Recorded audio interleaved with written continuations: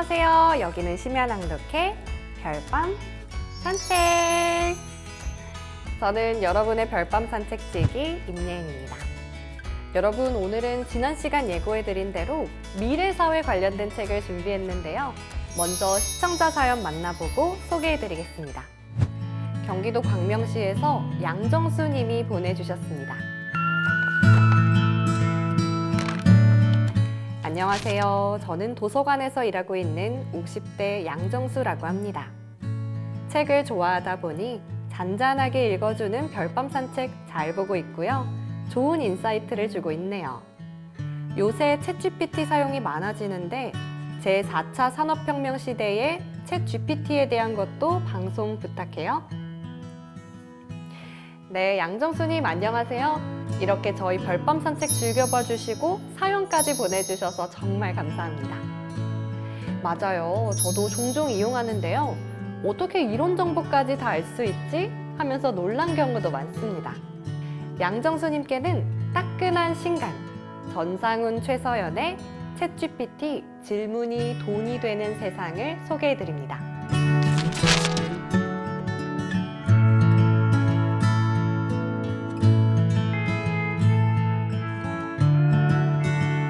공동저자 전상훈 최서연 박사는 IT 융합공학을 전공한 공학 박사이자 미래 전략가로 우리 사회에 도래할 인공지능 시대를 서둘러 준비해야 한다고 누구보다 앞서 외쳐왔습니다. 이 4차 산업혁명 시대가 원하는 미래 인재상과 또 일자리 상실에 대한 미래 대응책을 연구해온 그들. 이들이 바라보는 인공지능의 시대는 어떨까요? 소개해드릴 챗GPT 질문이 돈이 되는 세상에선 제목 그대로 챗GPT에게 양질의 질문을 하면 돈을 벌 수 있는 세상이 됐다는 것을 알려줍니다. 그렇다면 그 인공지능을 활용하는 방법을 배워야 할 텐데요. 구체적으로 어떤 교육을 받아야 하는지 질문이 돈이 되는 구체적인 전략, 지금 들어보겠습니다.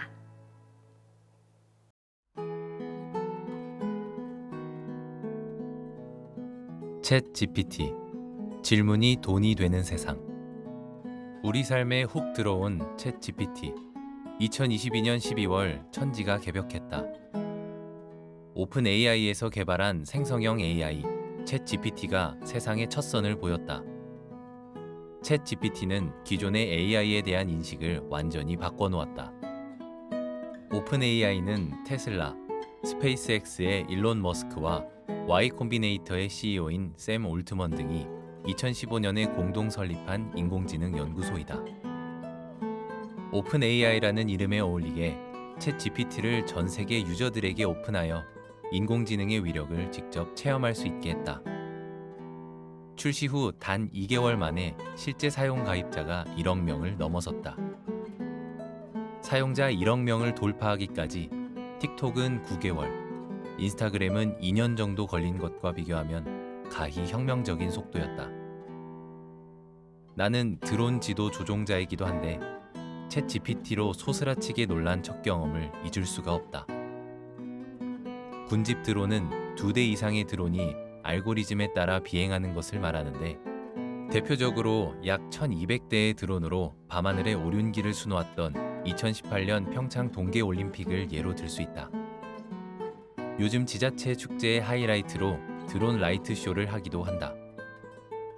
드론 조종자라고 하더라도 알고리즘에 따라 비행하는 군집 드론을 조종할 수 있느냐는 다른 문제이다.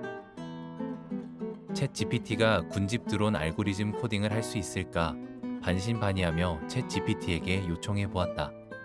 드론 세대로 군집 드론 비행할 수 있는 코딩을 해주세요.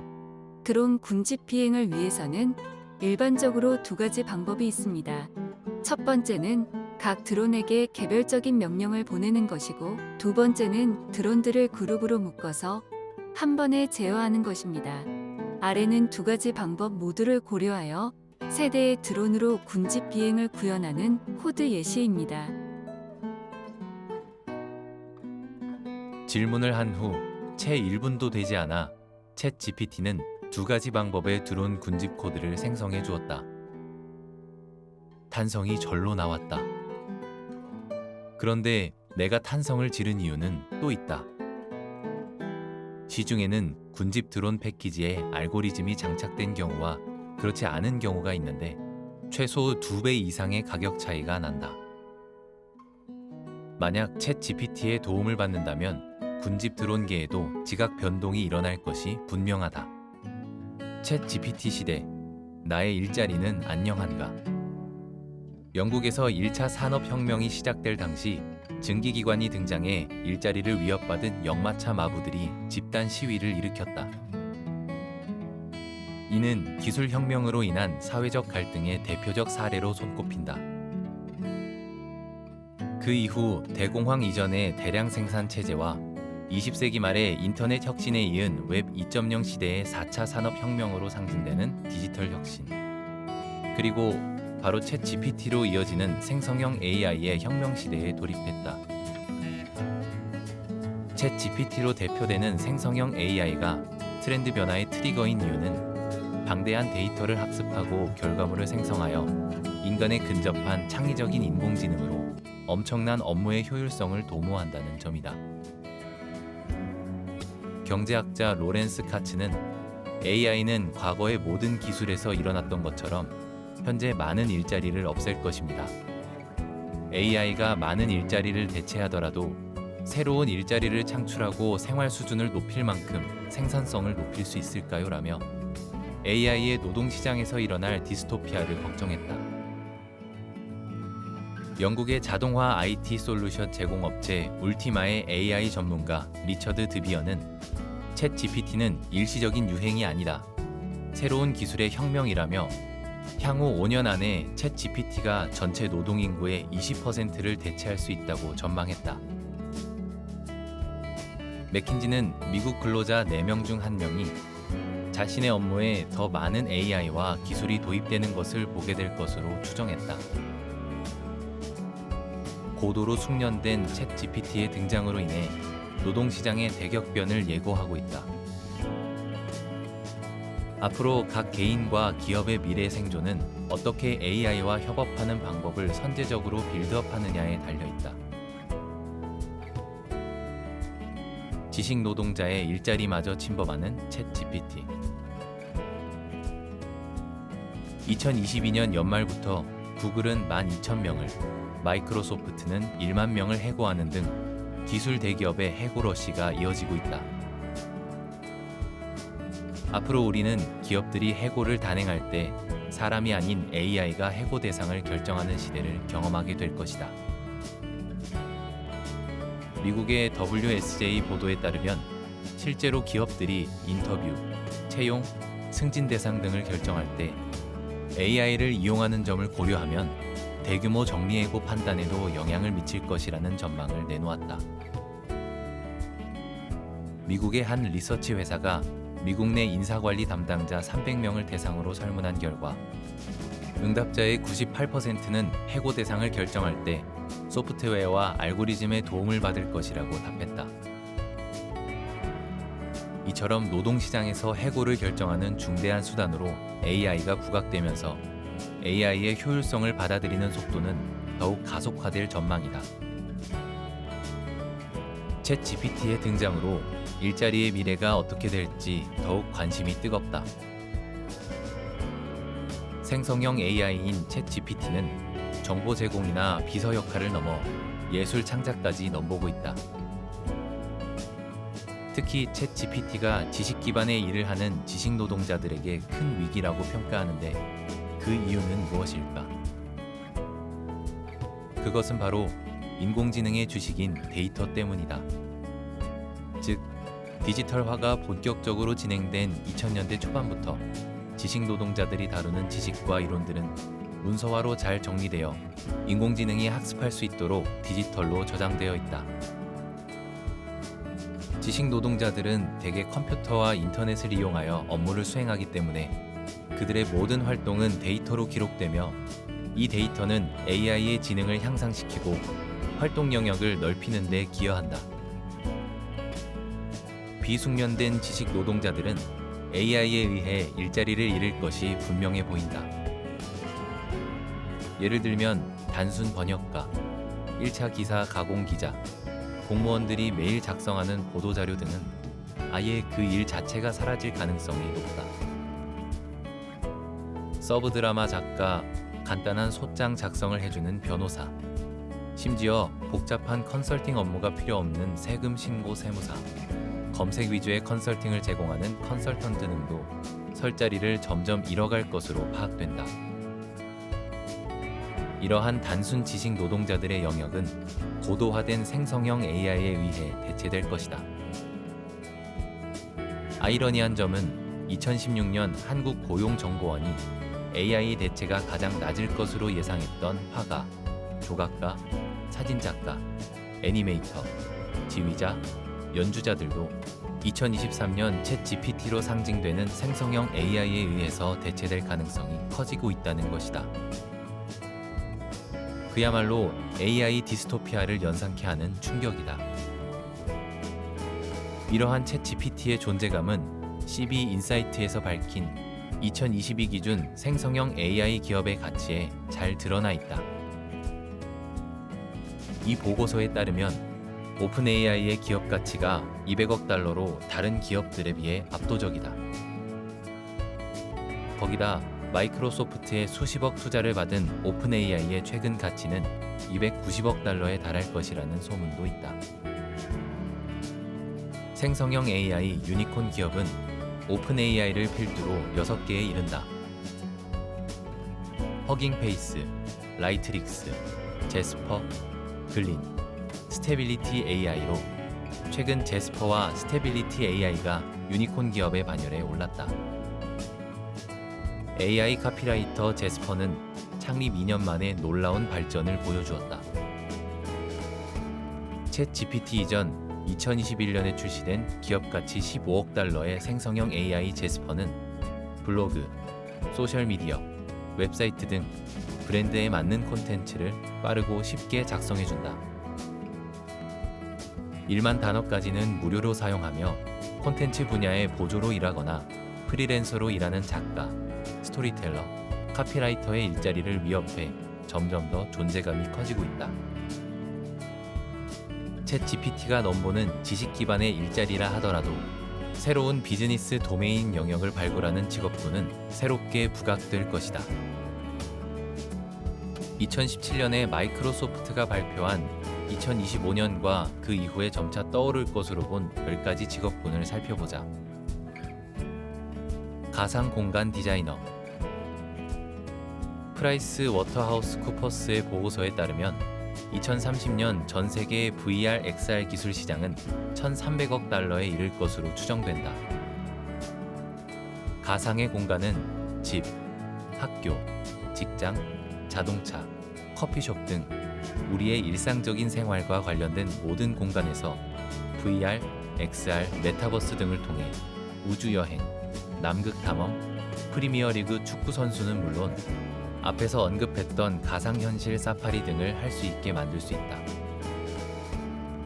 이러한 가상 공간을 만들 수 있는 디자이너야말로 미래 직업의 선두주자라고 볼 수 있다. 윤리기술 변호사, 아기 도우미, 호스피스, 비서, 간호사 등 인간과 인간의 대면 서비스 분야 일자리도 챗 GPT의 기능을 갖춘 로봇으로 많이 대체될 것이다.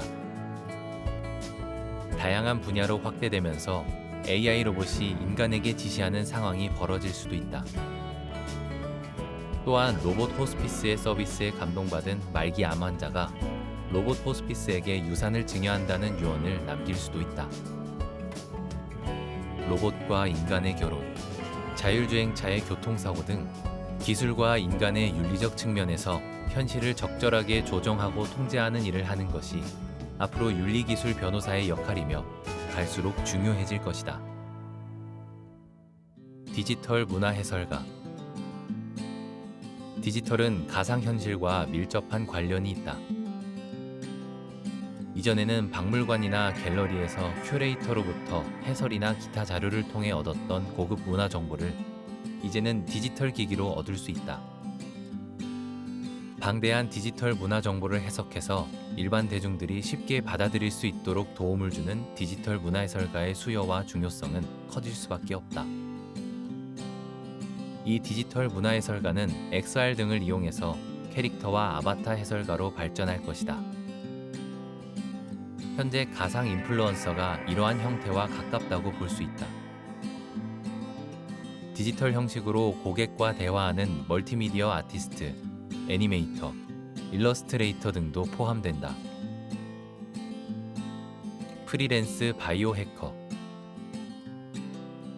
바이오 해커는 유전자 편집에 사용하는 크리스퍼, 유전자 가위 기술 관련 소프트웨어 플랫폼을 활용하여 단백질이나 리보핵산 등 생체 물질을 이용해 신약 개발이나 불치병 치료 등의 업무를 한다. 이 바이오 해커들은 챗 GPT를 활용해서 AI와 유기적으로 결합하여 무인 자동 치료 캡슐을 만들어낼 가능성이 높다. 사물 인터넷 데이터 크리에이티브.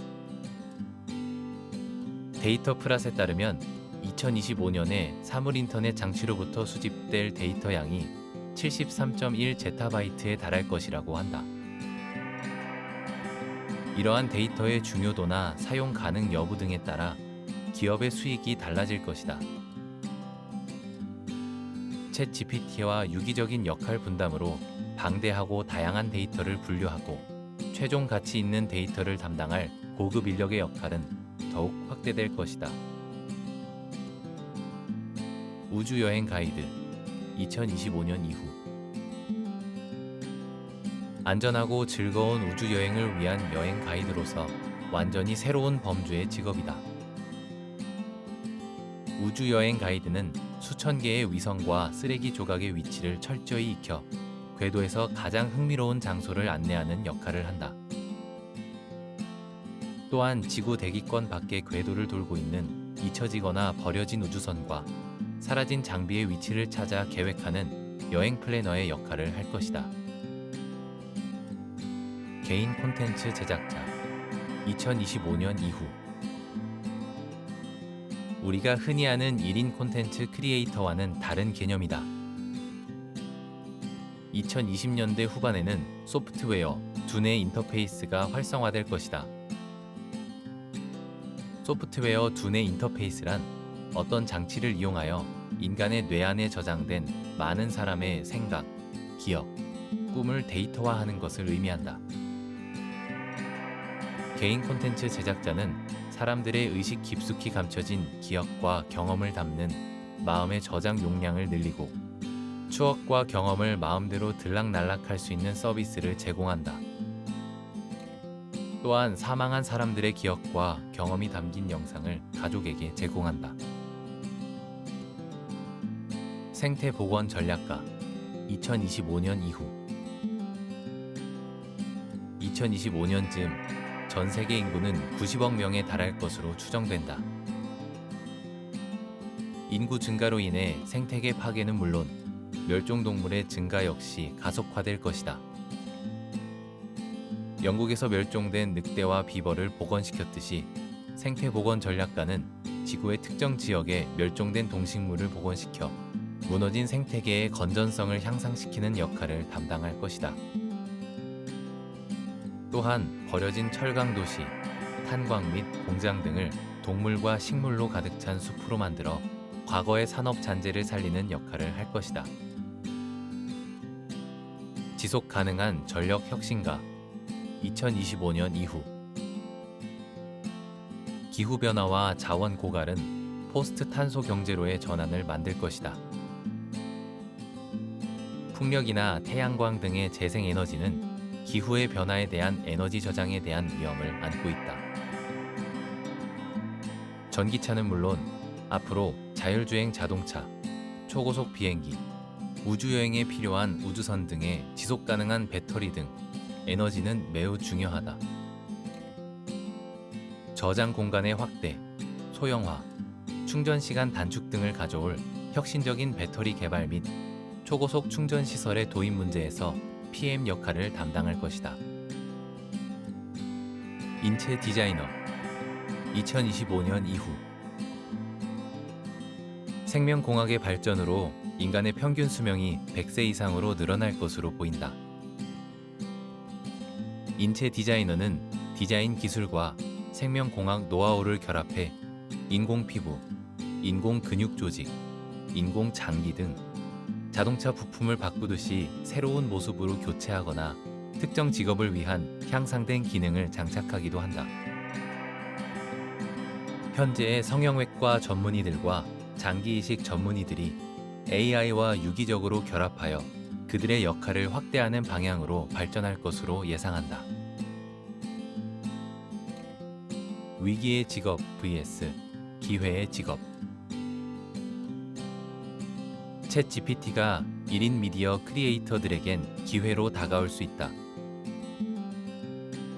콘텐츠 기획에서 촬영, 편집, 관리까지 모두 혼자 해야 하는 1인 미디어 크리에이터들의 어려움을 해결해주는 해결사 역할을 톡톡히 할 것이다.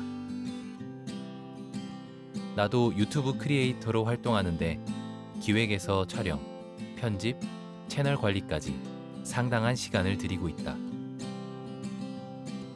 하지만 생성형 AI의 발전으로 스크립트, 자막, 제목 등 상당 부분 도움을 받을 수 있어 뉴미디어 1인 콘텐츠 크리에이터의 직업이 더욱 활성화될 것으로 보인다. 이와 달리 챗 GPT가 지식 기반의 업무를 대체해 가고 있다. 그러나 데이터화하기 힘든 소통 노동자들을 대체하기에는 아직 시기상조다. 소통 노동자란 사람을 상대로 서로의 감정을 나누고 이해하며 상호 의사소통하는 일을 수행하는 노동자를 일컫는 용어로 필자가 명명했다. 감정 노동자는 소통 노동자와 같이 사람을 대면하며 일을 하지만 자신의 감정과 무관하게 행하는 노동자라는 점에서 그 의미가 다르다. 소통 노동자에는 환자를 돌보는 간호사나 간호조무사, 요양사, 사회복지사, 영업 및 마케터 등을 들 수 있는데 아직은 챗 GPT가 인간과의 감정 소통을 대체하기 힘들 것으로 보인다. 챗 GPT의 부각으로 더욱 부상할 직업 두 가지를 더 소개하면 다음과 같다. 챗 GPT 시대. 위기의 직업과 기회의 직업. 위기의 직업.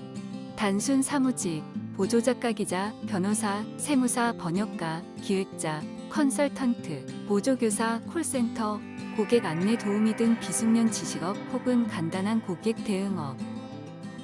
기회의 직업. AI와 협업할 능력을 갖춘 의사, 간호사, 간호조무사, 사회복지사, 요양사, 1인 크리에이터, 놀이선생, 데이터 사이언티스트 등 상호 소통이 중요한 직업 혹은 AI 활용이 가능한 업종. 프롬프트 엔지니어. 생성형 AI의 대규모 언어 모델은 프로그래밍 교육과 언어 교육 간의 하이브리드 시스템이다. AI가 더 나은 답변을 할 수 있도록 다양한 목적의 프롬프트를 제작하고 테스트하는 직종이 필요하다. 이는 스마트폰 시대의 안드로이드나 iOS 앱 개발자가 등장한 것과 비슷하다. AI 조련사라는 별명의 프롬프트 엔지니어가 주목받는 이유는 AI로부터 좋은 성과를 얻기 위해서는 입력하는 질문의 수준을 높여야 하기 때문이다. 일반적인 코딩 능력을 요구하는 엔지니어가 아니라는 것이 특징이다. 생성형 AI를 사용해본 경험과 논리적, 언어적 관점에서 인공지능과 잘 대화할 수 있는지가 중요하다. 즉, 콘텐츠 제작을 예로 들자면 영상 편집과 촬영 기술보다는 시청자들의 감정과 마음을 담을 수 있는 대본, 스토리를 만드는 작가를 프롬프트 작가라고 할 수도 있다. 이 직업은 통계, 법학, 디자인 등 결과 데이터를 창출하는 분야의 전문가이면서 논리적인 사고방식과 창의적 역량을 필요로 한다. 특히 명령어를 미세 조정하는 과정에서 소프트웨어 운영 메커니즘을 이해한다면 프롬프트 엔지니어로 최고의 레벨에 오를 수 있다. 현재 국내뿐만 아니라 미국의 한 아동병원은 연구 및 임상 실습에서 얻은 건강관리 데이터를 분석하고 스크립트 작성을 담당할 AI 프롬프트 엔지니어를 고용했다. 런던의 한 로펌에서는 법률 업무의 정보를 제공할 수 있는 프롬프트 설계를 위한 법률 프롬프트 엔지니어를 고용했는데 지원자들은 챗 GPT와의 대화 스크린샷을 제출한 것으로 알려졌다. 개발자나 데이터 분석가들이 코딩 테스트를 하는 것과는 대조적이다. 지난 2월 미국 샌프란시스코에 위치한 AI 스타트업 엔트로픽은 프롬프트 엔지니어 채용 연봉으로 33만 5천 달러를 제시했다. 국내에서는 AI 스타트업 리튼 테크놀로지스가 프롬프트 엔지니어 채용에 최대 1억 원의 연봉을 제시하기도 했다. 또한 과학기술정보통신부는 2023년 3월 프롬프트 엔지니어 육성을 위한 교육과정 신설을 검토 중이라고 밝혔다. 이제 프롬프트 엔지니어는 데이터 사이언티스트처럼 생성형 AI 발전을 위한 필수 직업군으로 자리 잡고 있다. AI 아티스트, 달리2, 스테이블 디퓨전, 미드저니 같은 생성형 AI를 이용해 놀라운 예술 작품을 만들어내는 AI 아티스트라는 직업군이 부상할 것이다. 여기에는 AI 알고리즘을 사용하여 이미지, 비디오 및 기타 시각적 콘텐츠를 생성하거나 인간 행동에 반응하는 대화형 설치물을 만드는 것도 포함된다. AI 아티스트가 작품을 만드는 데 사용할 수 있는 다양한 기술이 있는데 일반적으로 주어진 입력 데이터 세트를 기반으로 이미지 및 기타 콘텐츠를 생성할 수 있는 딥러닝 알고리즘인 생성적 적대 신경망을 이용한다. 또 다른 접근법은 자연어 처리 기술을 사용하여 시나 문학과 같은 텍스트 기반 예술을 생성하는 것이 있다. AI 아티스트의 주요 이점 중 하나는 아티스트가 기존의 기술로는 불가능하거나 어려웠던 새로운 형태의 창의성과 표현을 탐구할 수 있다는 것이다. 예를 들어 AI 알고리즘은 매우 복잡하거나 수동으로 달성하기 어려운 미묘한 변화와 뉘앙스를 통합하는 이미지와 패턴을 생성할 수 있다. AI 예술은 환경이나 인간의 행동에 반응하는 작품을 만드는 데 사용될 수 있어 예술과 기술의 경계를 모호하게 하는 새로운 형태의 인터랙티브 예술을 창조한다. 전반적으로 AI 예술은 아티스트가 창의성의 한계를 뛰어넘고 기존 기술로는 불가능하거나 어려웠던 새로운 표현 형식을 탐구할 수 있게 해주는 분야이다. GPT-4의 등장으로 AI 아티스트의 위상이 커질 것으로 보인다. 더욱 중요해지는 영어 실력.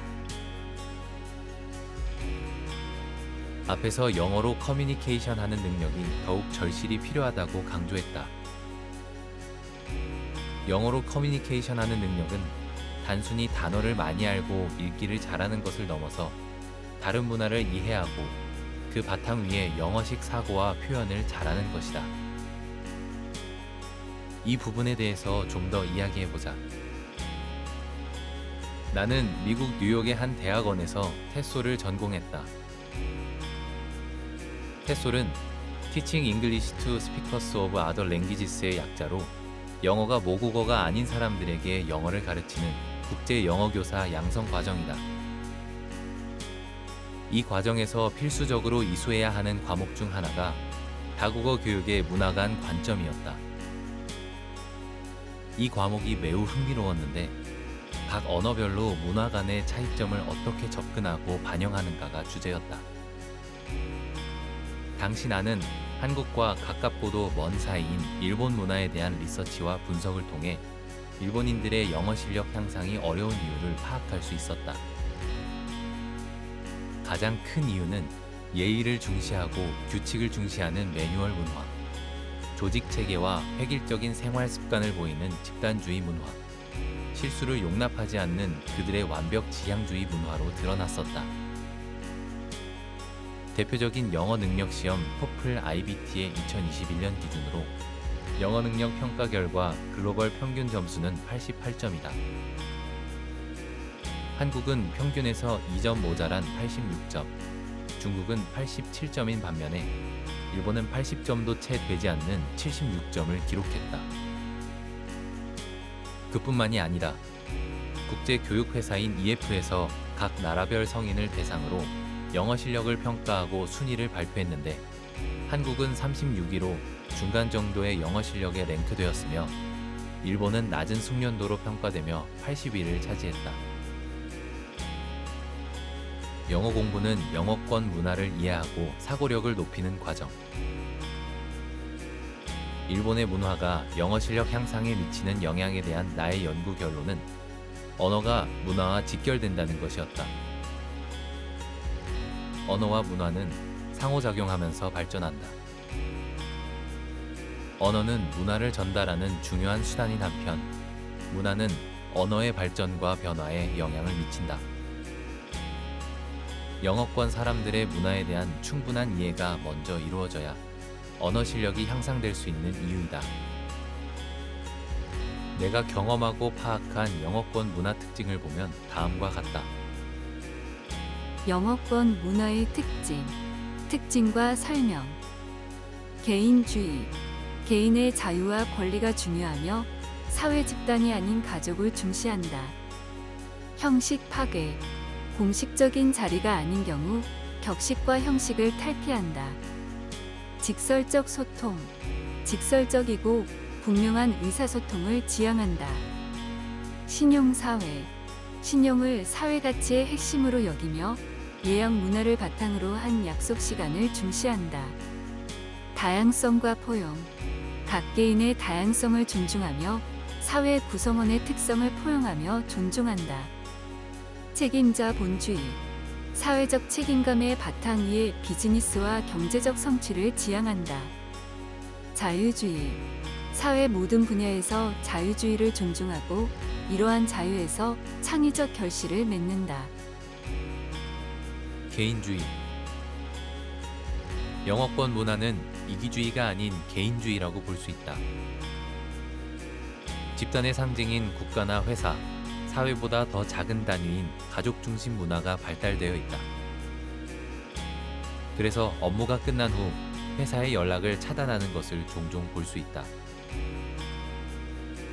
형식 파괴 및 소통. 유학 당시 나는 학교 근처의 워싱턴 스퀘어 광장에서 교수들과 함께 햄버거를 먹으며 깊은 토론을 하기도 하고 호칭과 격식에 얽매이지 않는 자유로운 옷차림으로 개인적인 대화를 나누며 소통했다. 일반적으로 격식 없이 소통하는데 개인주의적인 문화가 강한 서양에서는 개인적인 생각과 감정을 자유롭게 표현하고 비교적 자유로운 분위기에서 소통이 이루어진다.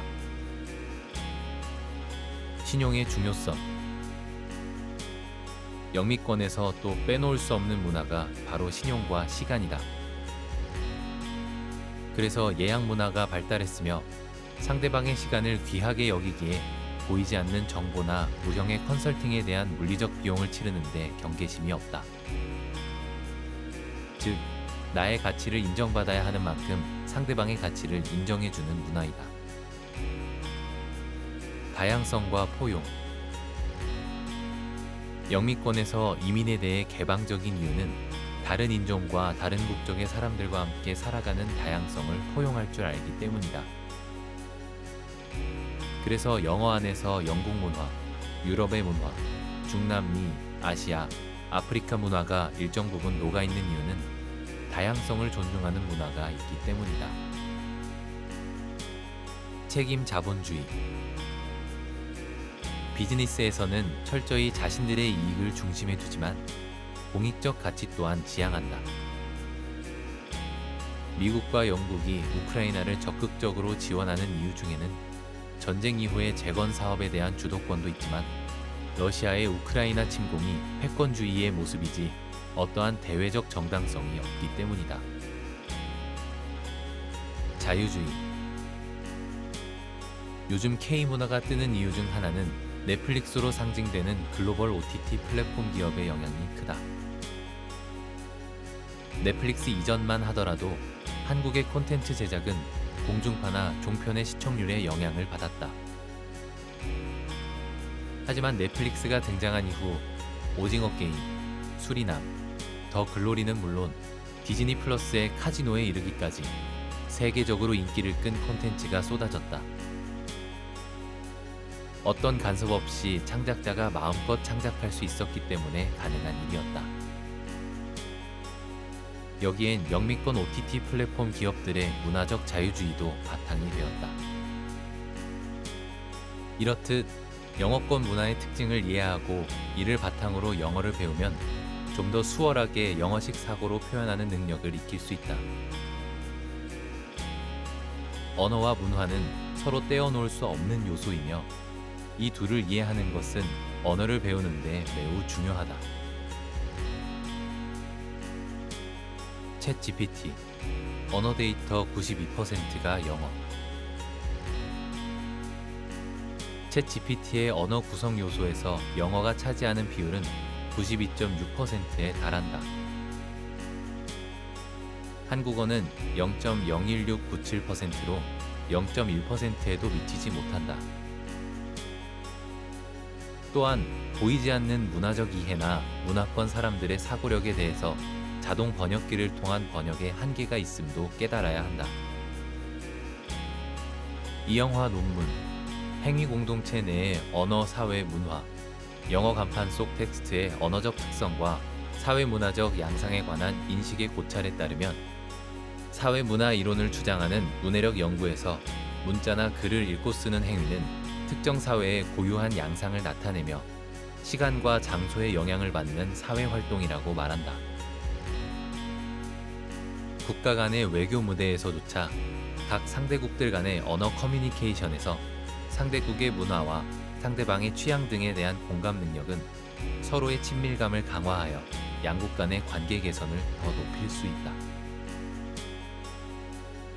이렇듯 챗 GPT 활용도를 높이기 위한 사고력 향상을 위한 영어를 배우고 가르칠 때 영어권 문화에 대한 이해가 먼저다. 영어권 문화에 대한 이해를 바탕으로 한 영어식 사고력 함양은 영어 교육에서도 빼놓을 수 없다. 한국말은 끝까지 들어봐야 한다. 한 번쯤은 들어보고 혹은 사용해본 말일 것이다. 이것은 한국의 문화를 잘 드러내고 있다고 해도 과언이 아니다. 주어로 시작해서 동사로 끝나는 한국어의 문법에서도 잘 드러난다.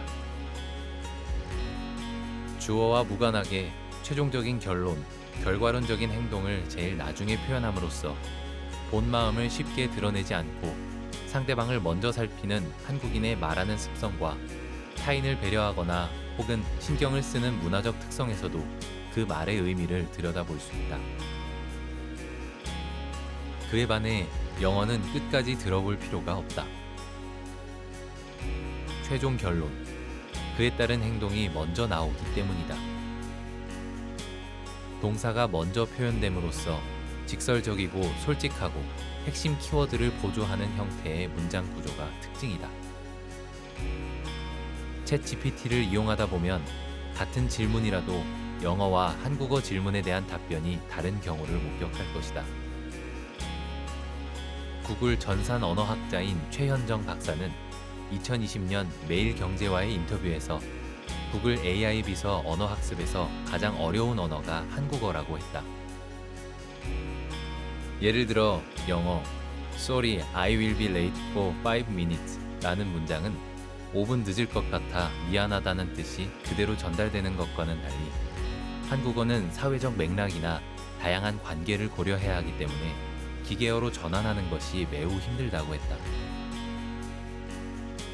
게다가 억양에 따라 의미가 달라지기도 하고 문어체와 구어체가 완전히 다르며 주어가 쉽게 생략되기도 한다.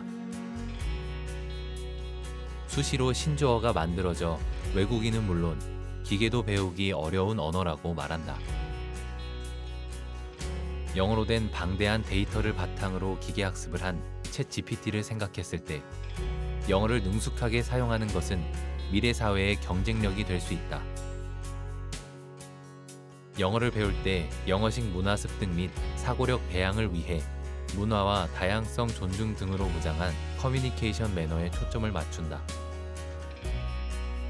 그리스 로마 시대가 영어권에 미친 영향을 파악하지 못하면 영국의 세익스피어와 처칠의 철학을 이해하기 힘들고 미국의 독립전쟁, 남북전쟁 및 1, 2차 세계대전 참전, 9.11 이후의 미국 사회와 2008년 리먼 브라더스 사태 이후 미국의 변화, 미국이 아프가니스탄을 포기한 이유를 파악하지 못한다면 영어권 챗 GPT에서 질문의 깊이는 한계에 직면할 수밖에 없다.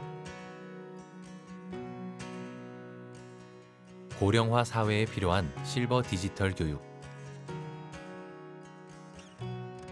얼마 전 지방 출장차 KTX를 이용하기 위해 간 광명역에서 겪은 경험이다. KTX 산천행을 타게 되었는데 그 열차는 중년 복합 열차로 불리우는 KTX 산천행 8편성 2개 열차가 연결된 것이다.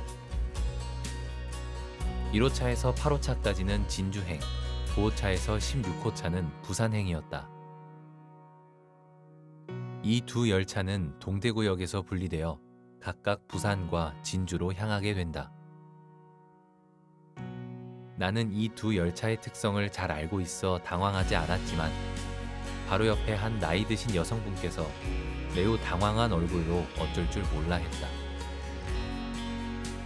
같은 시간과 동일 플랫폼에 목적지가 다른 두 개의 열차가 동시에 안내가 되어서 어떤 열차를 타야 할지 결정을 못하고 있는 상황이었다. 지난 회에 이어 미래사회 관련 도서로 찾아뵀는데요. 이렇게 빠르게 변화하는 세상에서 우리가 어떤 방식으로 살아가야 하는지 여러분께 조금이나마 도움이 됐길 바랍니다. 그럼 저는 다음 시간 특별한 순서로 여러분을 찾아뵙겠습니다. 좋은 밤, 별밤 되세요.